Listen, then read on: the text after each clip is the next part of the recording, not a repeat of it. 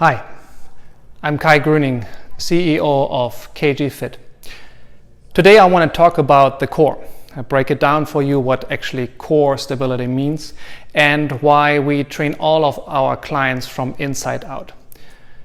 No matter if you are an athlete or if you're a senior citizen, we will always train you from inside out. Let me break it down and what it means to have core stability. So we have the spine here in the back, we have on the bottom the pelvis, the hips, and on the top we have the diaphragm. Now the core starts actually with the diaphragm on the top, so it creates this roof basically. When you breathe out, the diaphragm is like curved like this, and as you breathe in deeply, you flatten the diaphragm. When you do that, you flatten the diaphragm, you also activate the pelvic floor on the bottom, which is part of the core. In the front we have the rectus abdomini, the six-pack, internal, external obliques, and then the transverse abdominal that wraps around. In the back we have erector spinae, quadratus lumborum, a lot of muscles, and also on the bottom we have the glutes and hamstrings, which actually I consider an extension of the core because they help the pelvis to be in the right position. Now, if you think about this canister here, it looks a little bit like a can of Coke. You have on the top the diaphragm, on the bottom the pelvic floor, and then the other core muscles. They create this beautiful rigid canister can. So if you put force from the top, it is actually very rigid. It can absorb a lot of force.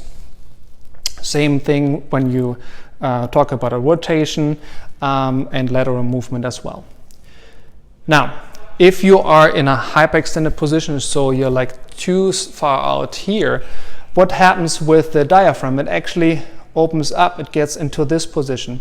The same with an extreme anterior pelvic tilt, the hips tilt forward, so you are in this position. If that happens, your canister looks like this. Diaphragm is in this angle and pelvic floor here. If you put force from the top, you can just crush the can.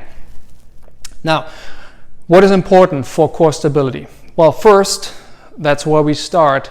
We teach you what does it actually mean a neutral spinal position. So we teach you where the hips has to be positioned. We teach you if you are in an extended or a flexed position, like in a neutral position, we get you back into this proper movement. Then we teach you the breathing patterns. So being able to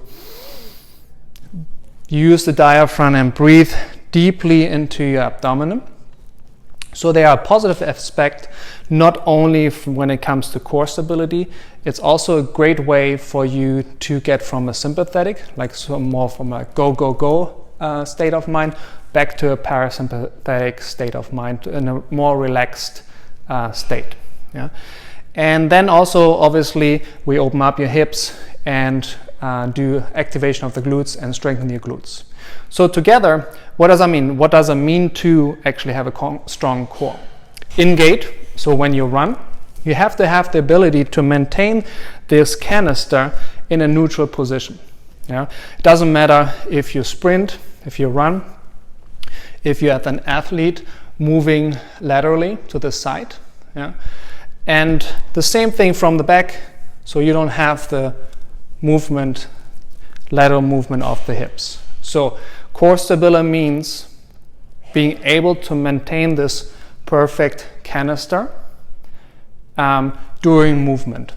And it doesn't matter what kind of movement it is, any kind of sport or when you lift, you always want to maintain that neutral spinal position to, at the end, take off all the stress on the spine.